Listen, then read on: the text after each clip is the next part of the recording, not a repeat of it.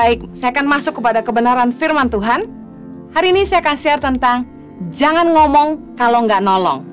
Matius 7 ayat 1 bilang gini, jangan kamu menghakimi supaya kamu tidak dihakimi. Dari zaman Yesus sudah ada geng gosip.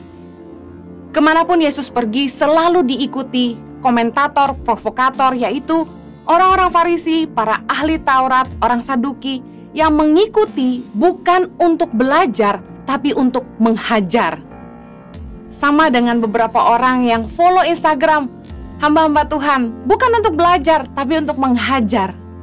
Mereka mengikuti kemanapun Yesus pergi, bukan untuk belajar firman, tetapi untuk mencari kesalahan Yesus, menghakimi Yesus, dan melemparkan isu-isu untuk memprovokasi, untuk menjatuhkan Yesus.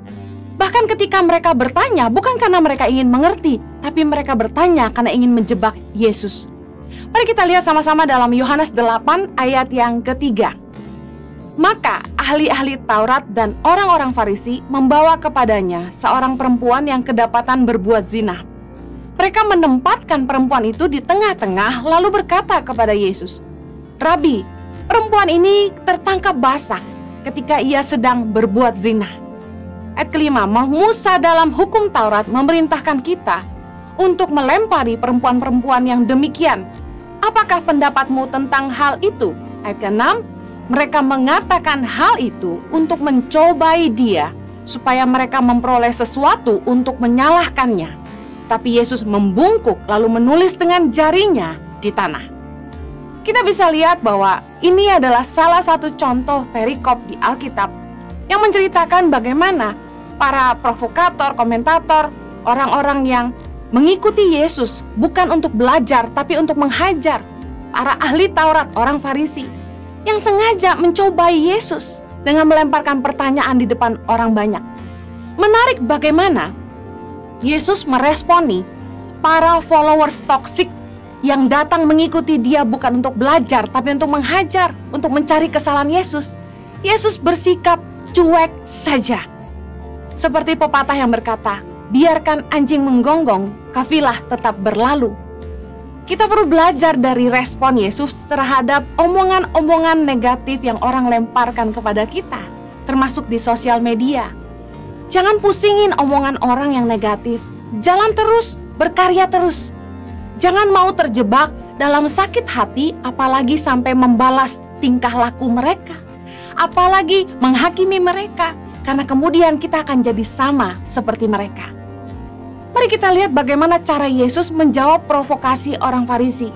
Satu hari ketika Yesus mengusir setan, dalam Matius 12 ayat 24, tetapi ketika orang Farisi mendengarnya, mereka berkata, dengan Beelzebul, penghulu setan, ia mengusir setan.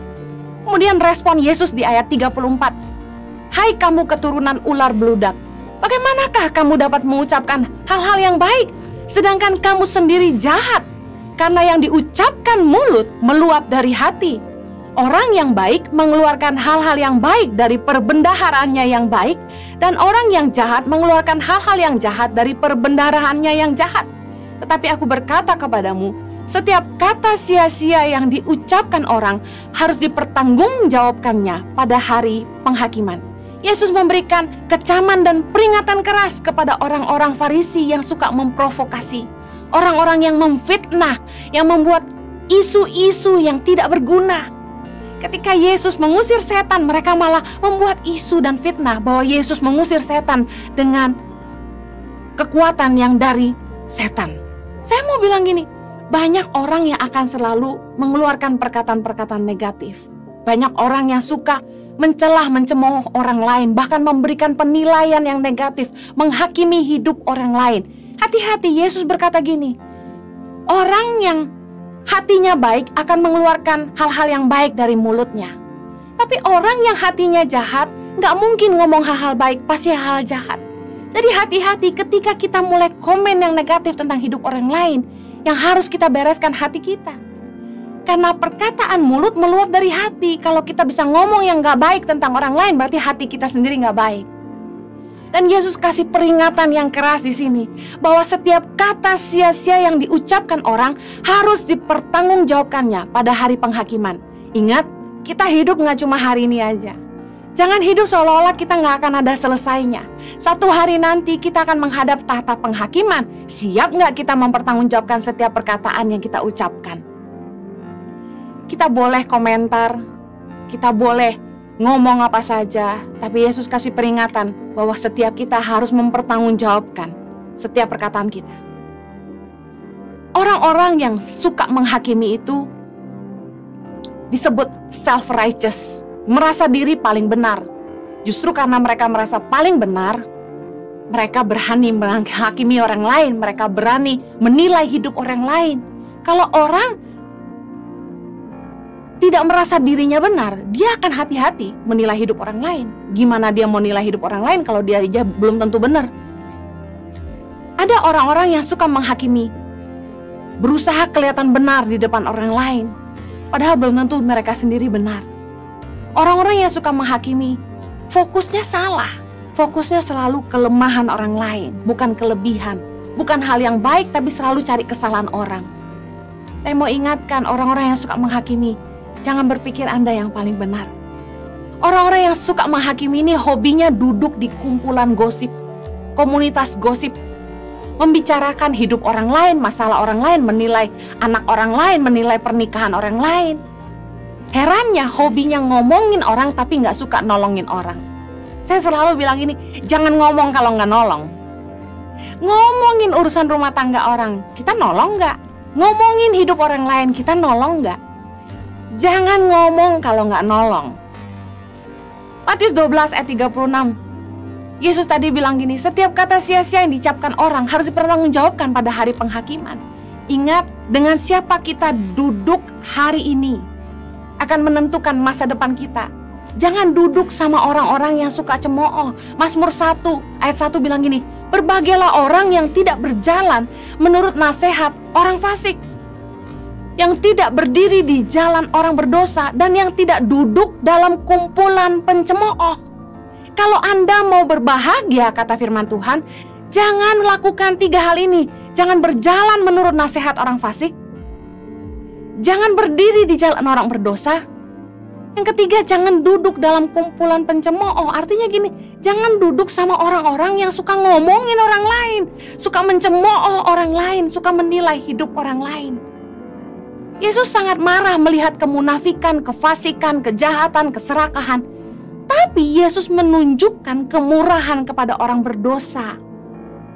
Mengapa Yesus marah melihat kemunafikan, tapi Yesus bermurah kepada orang berdosa? Karena orang-orang yang munafik, merasa dirinya benar, itu sulit diajar. Mari kita lihat sama-sama dalam firman Tuhan, Markus 2 ayat 16. Pada waktu ahli-ahli Taurat dari golongan Farisi melihat bahwa ia makan dengan pemungut cukai dan orang berdosa itu, berkatalah mereka kepada murid-muridnya, mengapa ia makan bersama-sama dengan pemungut cukai dan orang berdosa? Ayat 17, Yesus mendengarnya dan berkata kepada mereka, bukan orang sehat yang memerlukan tabib, tetapi orang sakit. Aku datang bukan untuk memanggil orang benar, melainkan orang berdosa. Yesus datang bukan untuk orang yang sehat, Yesus datang untuk orang yang sakit. Yesus datang bukan untuk orang benar, tapi orang berdosa. Artinya gini, orang-orang yang merasa dirinya benar nggak akan pernah datang sama Tuhan. Kalau kita merasa sehat, kita nggak akan ke dokter. Kalau kita merasa pintar, kita nggak akan belajar. Kita nggak akan butuh Tuhan. Kalau kita merasa kita udah benar. Hati-hati kalau kita merasa diri kita sendiri hebat, kita kuat, kita nggak akan mengandalkan Tuhan. Itu maksud firman Tuhan. Yesus datang justru buat orang-orang yang merasa mereka masih butuh Tuhan. Mereka masih butuh dibenarkan.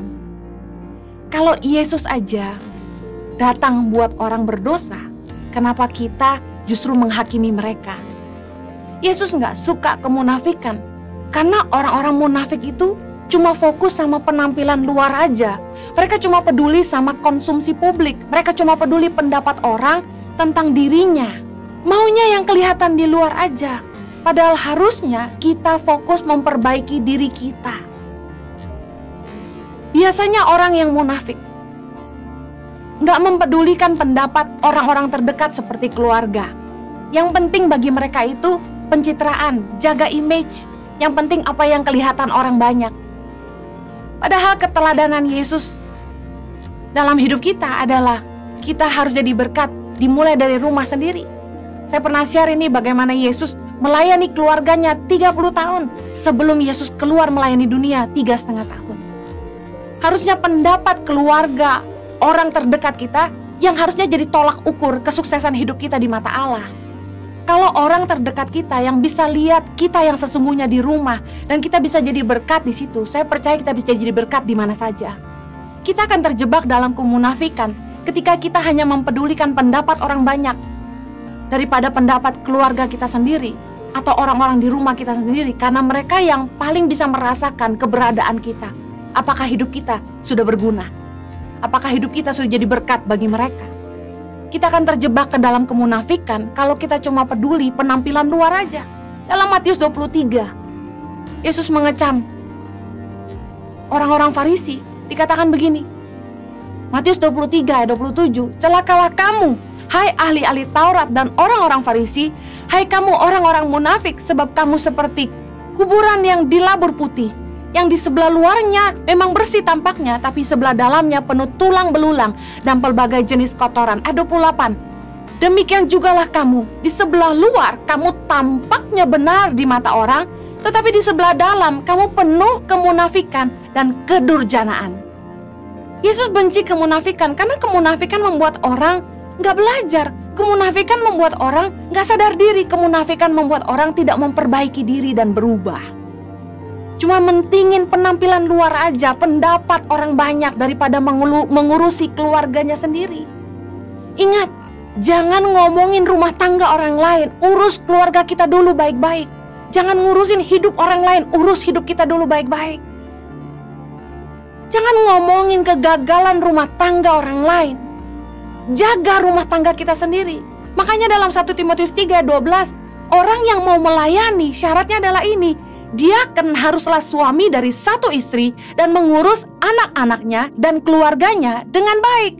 Artinya gini, sebelum Anda melayani orang lain, pastikan Anda urus keluargamu dulu. Sebelum Anda melayani di luar sana, pastikan Anda layani keluargamu dulu. Jangan ngurusin rumah tangga orang lain, kegagalan hidup orang lain. Urus rumah tangga kita sendiri dulu. Hati-hati membicarakan anak orang, pernikahan orang. Jangan sampai anak kita dan kita sendiri juga sama. Suatu hari ada orang yang menyampaikan kepada saya begini, Henny, dulu keluarga besar membicarakan orang tua kamu yang berpisah, keluarga broken home dan lain sebagainya. Hari ini salah satu dari mereka yang mengatai kami, anaknya sendiri bercerai. Orang ini sampaikan itu ke saya dan saya langsung tertegun dan saya sadari bahwa firman Tuhan ini jadi kenyataan. Matius 7 ayat 2. Karena dengan penghakiman yang kamu pakai untuk menghakimi, kamu akan dihakimi. Dan ukuran yang kamu pakai untuk mengukur akan diukurkan kepadamu.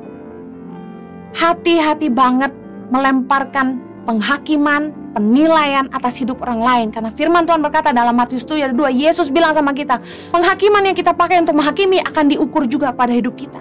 Jangan sampai kita ngomongin orang, kita sendiri bikin yang sama. Jangan sampai kita ngomongin anak orang lain, kemudian anak kita juga begitu. Hati-hati menilai hidup orang lain. Urus rumah tangga kita dulu, jangan ngurusin rumah tangga orang lain. Jangan terlalu rajin ngomongin orang. Kita cuma boleh nolong, gak boleh ngomong. Benerin hidup kita dulu, jangan ngurusin hidup orang lain. Dalam Yohanes 8 ayat 7, ketika mereka membawa perempuan yang kedapatan berbuat zina dan mereka terus bertanya kepada Yesus, akhirnya Yesus bangkit lalu bilang sama mereka gini, barang siapa di antara kamu tidak berdosa, hendaklah ia yang pertama melemparkan batu kepada perempuan itu. Lalu ia membungkuk pula dan menulis di tanah. Tapi setelah mereka mendengar perkataan itu, pergilah mereka seorang demi seorang, mulai dari yang tertua. Akhirnya tinggallah Yesus seorang diri dengan perempuan itu yang tetap di tempatnya.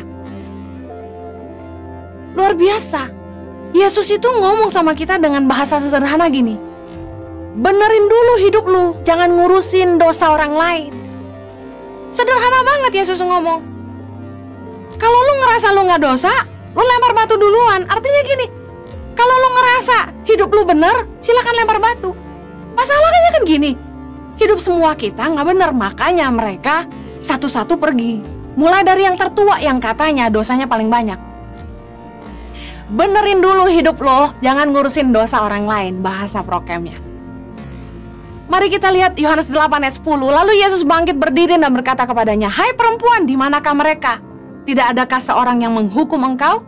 Jawabnya, "Tidak ada Tuhan." Lalu kata Yesus, "Aku pun tidak menghukum engkau. Pergilah dan jangan berbuat dosa lagi, mulai dari sekarang."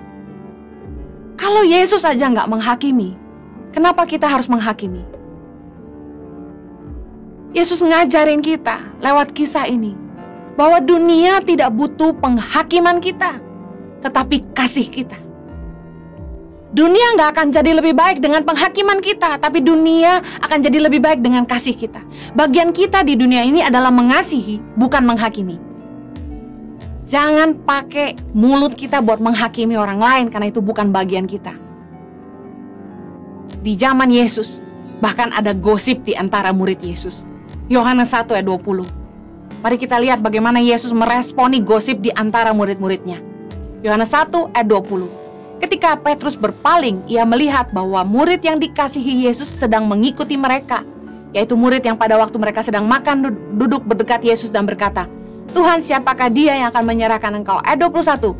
Ketika Petrus melihat murid itu, ia berkata kepada Yesus, "Tuhan, apakah yang akan terjadi dengan dia ini?" Jawab Yesus, "Jikalau aku menghendaki supaya ia tinggal hidup sampai aku datang, itu bukan urusanmu, tetapi engkau ikutlah aku."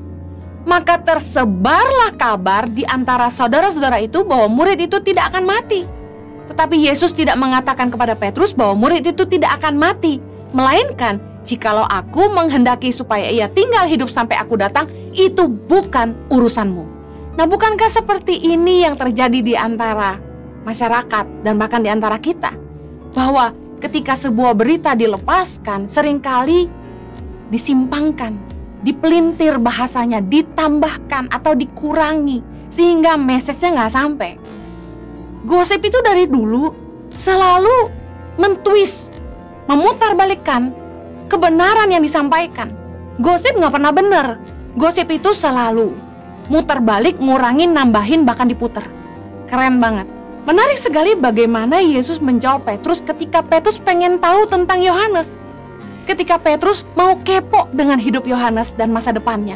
Yesus bilang gini, "Kalau aku menghendaki supaya dia tinggal hidup sampai aku datang, itu bukan urusanmu, tetapi engkau ikutlah aku." Jadi artinya gini, kita nggak usah fokus ngurusin hidup orang lain. Fokus kita harusnya ngikut Yesus aja. Selain kita mau nolong orang, jangan ngomongin orang. Kebanyakan yang terjadi kebalikan, udah nggak nolong ngomong, nolongin enggak ngomongin iya. Mari kita belajar dari Yesus. Udah, lu jangan urus hidup orang, lu ikut gua aja, gitu kasarnya. Kebanyakan yang terjadi malah seperti yang di antara murid Yesus. Kabar yang disiarkan. Dengar baik. Jangan berusaha menjatuhkan orang lain, jangan berusaha mengkoreksi hidup orang lain. Waktu yang kita sia-siakan untuk ngurusin hidup orang lain dan menjatuhkan orang lain bisa kita pakai buat membangun hidup kita sendiri. Daripada bikin akun sosmed bodong untuk mencela karya dan hidup orang lain, lebih baik periksa hidup kita sendiri dan bertanya sama diri sendiri, saya sudah buat apa? Udah bikin apa? Ingat, umur kita di dunia ini pendek, life is short. Ngapain buang tenaga, buang waktu buat menilai hidup orang, menjatuhkan orang. Bahkan sempet-sempetnya gitu loh, bikin akun bodong cuma buat mencela karya orang lain, mencela hidup orang lain, cuma buat kasih dislike di akun orang lain. Ngapain? Move on dengan hidupmu sendiri. Udah lupain. Orang yang kerjaannya sibuk menghakimi orang, saya lihat alasannya cuma dua. Either dia iri hati atau dia sakit hati. Firman Tuhan jelas, kalau kamu sakit hati, ampuni. Kalau kamu iri hati, beresin hatimu sendiri. Jangan sibuk menghakimi orang dan menjatuhkan orang lain. Jangan sibuk deh menghakimi. Ingat, setiap kita harus mempertanggungjawabkan hidup kita sendiri. Roma 14 ayat 12 bilang gini, Demikianlah setiap orang di antara kita akan memberi pertanggungan jawab tentang dirinya sendiri kepada Allah. Daripada kita sibuk sakit hati, iri hati sama orang lain, lebih baik kita bangun hidup kita sendiri. Saya sedih ngeliat orang-orang yang iri hati, sakit hati, ngomongin A, ngomongin B, hidupnya nggak kemana-mana, jalan di tempat aja. Galatia 6 ayat 4. Baiklah tiap-tiap orang menguji pekerjaannya sendiri, maka ia boleh bermegah melihat keadaannya sendiri dan bukan melihat keadaan orang lain. Ingat, uji pekerjaanmu dan hidupmu sendiri. Galatia 6 ayat 4 ini keren. Tiap-tiap orang harus menguji pekerjaannya sendiri. Supaya ketika kita bisa bermegah, kita bermegah atas keadaan kita sendiri, bukan melihat keadaan orang lain. Keadaan orang lain bukan urusan kita. Dengar baik, kita kalau nggak nolong, jangan ngomong. Kebanyakan ngomong, nolong enggak. Hati-hati jangan menghakimi orang lain. Jangan pakai mulut kita untuk memfitnah, mencela orang lain. Karena kita semua harus mempertanggungjawabkan setiap perkataan kita di hadapan Bapa. Saya tutup dengan Mazmur 15. Siapa yang boleh datang kepada Tuhan, firman Tuhan? Ayat kedua, yaitu dia yang berlaku tidak bercela, yang melakukan apa yang adil dan yang mengatakan kebenaran dengan segenap hatinya, yang tidak menyebarkan fitnah dengan lidahnya, yang tidak berbuat jahat terhadap temannya, dan yang tidak menimpakan cela kepada tetangganya, yang memandang hina orang yang tersingkir, tetapi memuliakan orang yang takut akan Tuhan, yang berpegang pada sumpah walaupun rugi, yang tidak meminjamkan uangnya dengan makan riba, dan tidak menerima suap melawan orang yang tak bersalah. Siapa yang berlaku demikian tidak akan goyah selama-lamanya. Saya percaya apapun keadaan Anda, ayo fokus perbaiki dirimu. Sadari kesalahanmu dan berubahlah. Kalau engkau mau hidupmu kokoh, tidak goyah, lakukan hal-hal ini. Jangan sampai berlaku yang bercelah. Jangan sampai mengatakan kebohongan. Jangan sampai menyebarkan fitnah dengan lidah. Jangan berbuat jahat sama orang. Jangan menimpakan cela terhadap orang lain. Ayo, jaga perkataanmu, urus hidupmu sendiri. Pastikan hidup kita benar. Bukannya kita menilai hidup orang lain benar atau salah. Bagian kita bukan menghakimi, bagian kita mengasihi. Mari kita berdoa. Bapa di sorga, terima kasih buat kebenaran firman-Mu yang menyadarkan kami. Tuhan tolong supaya kami boleh terus belajar untuk memperbaiki hidup kami, menjaga perkataan kami, supaya kami boleh kedapatan benar di hadapan Tuhan. Biarlah kami boleh menguji hidup kami masing-masing dan bukan hidup orang lain. Tolong kami Tuhan untuk menghidupi kebenaran firman-Mu. Demi nama Yesus kami berdoa. Amen. Mulai bulan ini, di akhir khotbah saya akan memberikan kesempatan untuk menjawab 3 pertanyaan yang dilontarkan oleh followers Instagram maupun komen di YouTube. Untuk minggu ini, saya telah memilih 3 pertanyaan.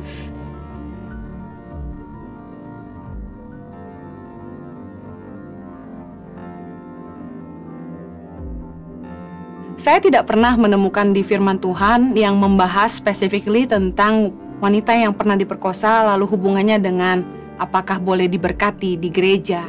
Sebenarnya tata cara gereja di dalam pemberkatan nikah, baptisan, dan lain sebagainya, setiap gereja berbeda-beda. Tidak bisa ditetapkan atau saya tidak bisa menilai bagaimana orang lain menjalankan rumah tangga mereka. Saya tidak tahu bagaimana tata cara di gereja di mana Anda berjemaat. Tetapi kalau di Jemaat Impact Community Indonesia, tentu kami tidak keberatan memberkati pasangan yang calon mempelai wanitanya pernah punya latar belakang diperkosa. Karena itu bukan merupakan kesalahan tapi musibah.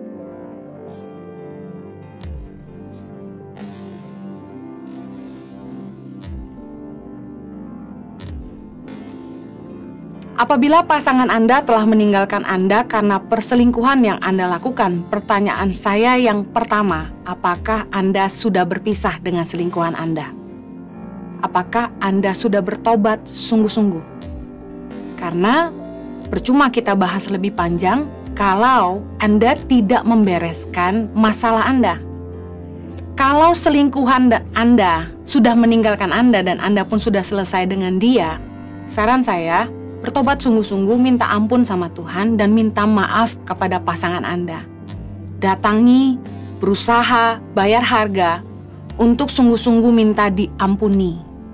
Apabila pasangan Anda sudah terlanjur mengurus surat perceraian, setahu saya surat perceraian itu tidak gampang dikeluarkan. Ada masa, ada waktu untuk pengurusannya. Segera pakai waktu itu untuk berdamai dengan pasangan Anda. Berusaha sekeras-kerasnya, akui kesalahan dan minta maaf. Berusaha keras supaya pasangan Anda mau mengampuni. Kalau pasangan Anda tidak mau mengampuni, apa yang Anda harus lakukan? Anda harus menanggung konsekuensi akibat perbuatan Anda. Itu saran terbaik yang saya bisa berikan untuk saat ini.